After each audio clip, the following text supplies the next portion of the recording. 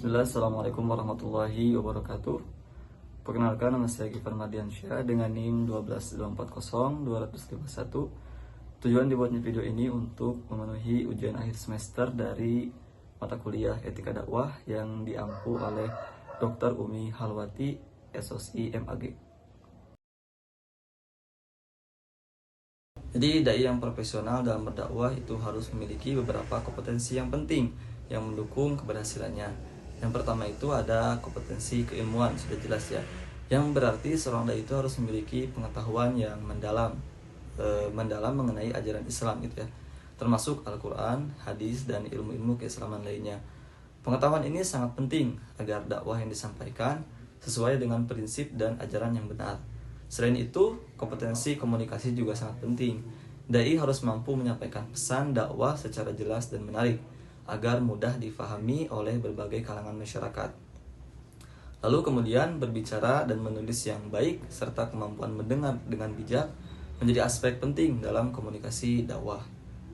Selanjutnya, dai juga harus memiliki kompetensi akhlak yang baik, sebab akhlak yang mulia merupakan bagian yang penting dalam dakwah itu sendiri.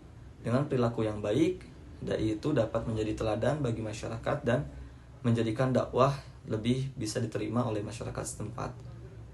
Lalu selain itu juga kompetensi sosial sangat diperlukan karena dai harus mampu beradaptasi dengan masyarakat yang beragam, memahami situasi sosial dan budaya masyarakat setempat dapat dilakukan agar membantu dai dalam menyampaikan pesan agama dengan cara yang relevan dan efektif. Kompetensi manajerial juga penting agar dai dapat mengorganisasi kegiatan dakwah dengan baik, termasuk perencanaan dan pelaksanaan kegiatan yang berkaitan dengan dakwah. Yang terakhir, kompetensi spiritual sangat penting lah, karena dai itu harus memiliki keteladanan spiritual untuk dapat berdakwah dengan tulus gitu ya. Jadi dakwah bukan hanya sekedar menyampaikan ilmu saja, tetapi juga merupakan usaha untuk membawa umat menuju kehidupan yang lebih baik dengan cara mendekatkan diri kepada Allah Subhanahu wa taala. Untuk yang selanjutnya, mengapa ekstremisme Islam mengarah pada radikalisme? Jadi ekstremisme Islam atau ekstremisme gitu ya, dalam hal Islam terjadi ketika seseorang itu atau sekelompok mengartikan ajaran agama dengan cara yang sangat keras dan kaku. Mereka cenderung menganggap pandangan yang paling benar dan memandang orang lain itu sebagai yang sesat. Ini bisa mengarah pada radikalisme, jadi seperti itu ya. Jadi yaitu pandangan atau tindakan yang berlebihan, bahkan bisa berujung pada kekerasan untuk mencapai tujuan mereka. Terus apa sih itu Islam moderat? Jadi Islam moderat itu adalah pemahaman Islam yang mengedepankan keseimbangan dan tidak ekstrim. Pendekatan ini mengutamakan perdamaian, toleransi, dan kerukunan antar umat beragama. Islam moderat juga menekankan pentingnya memahami ajaran agama dengan cara yang sesuai dengan zaman dan keadaan sosial masyarakat saat ini. Selanjutnya, pandangan tentang isu tarif dan jasa dakwah. Isu tarif dalam dakwah sering menjadi perdebatan gitu ya. Beberapa orang berpendapat bahwa dakwah itu seharusnya dilakukan secara gratis atau tanpa bayaran gitu ya, sebagai bentuk amal ibadah yang tidak mengharapkan imbalan duniawi. Dakwah merupakan kewajiban setiap muslim untuk menyampaikan pesan agama, sehingga tidak seharusnya ada tarif dalam kegiatan dakwah ini. Namun ada juga pandangan yang menerima adanya tarif jasa dakwah, terutama dalam konteks untuk menutupi biaya operasional seperti transportasi, akomodasi, atau peralatan yang digunakan untuk kegiatan dakwah itu sendiri. Misalnya seorang dai yang melakukan perjalanan jauh gitu ya, untuk memberikan ceramah tentu membutuhkan biaya untuk pergi ke lokasi berdakwah gitu ya. Dalam kasus ini seperti ini, tarif atau tarif atau bayaran dianggap sah selama digunakan untuk mendukung kelangsungan kegiatan dakwah. Jadi penting untuk diingat bahwa tidak boleh menjadi ladang bisnis yang mengutamakan keuntungan materi dan harus selalu mengedepankan niat untuk menyebarkan kebaikan dan ilmu agama kepada masyarakat.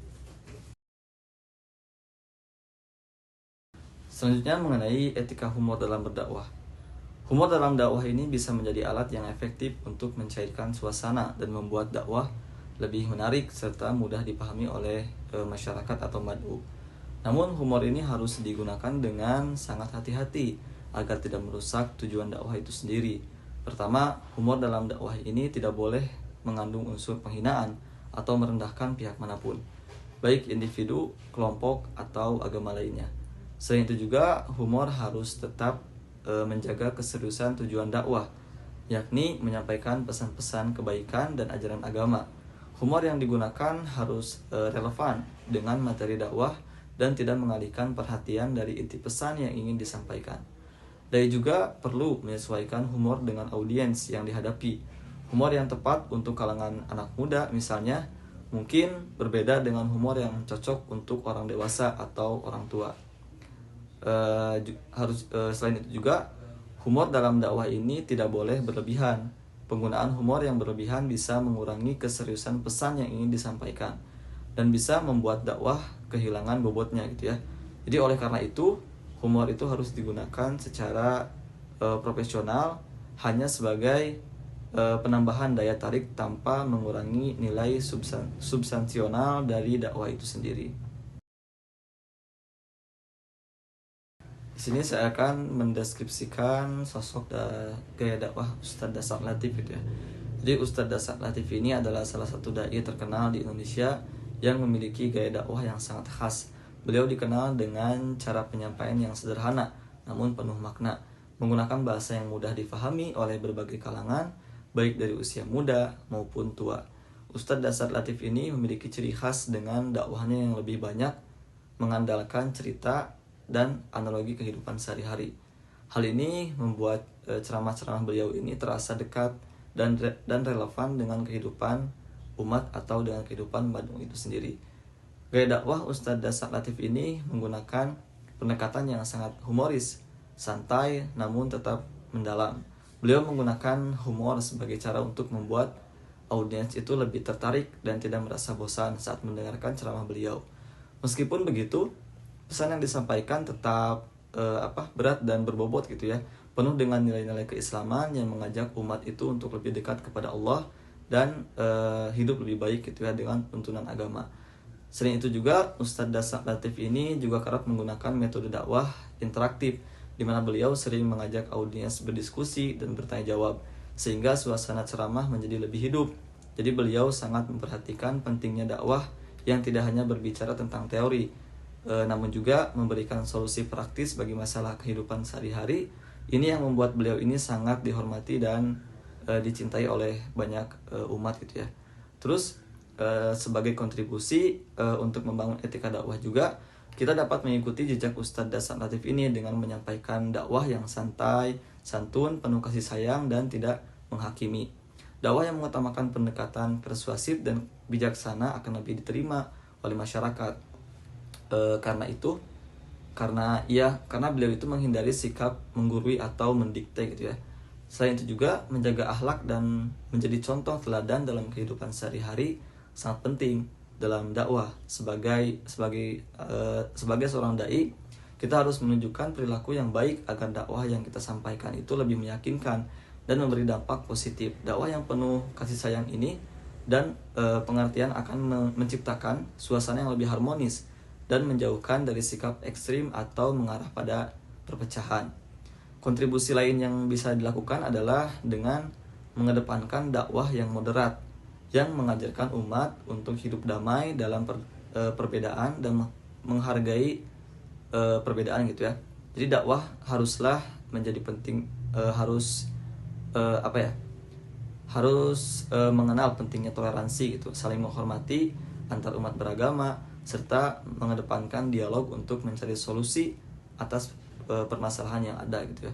Hal ini akan menciptakan suasana dakwah yang lebih inklusif dan membangun masyarakat yang lebih harmonis.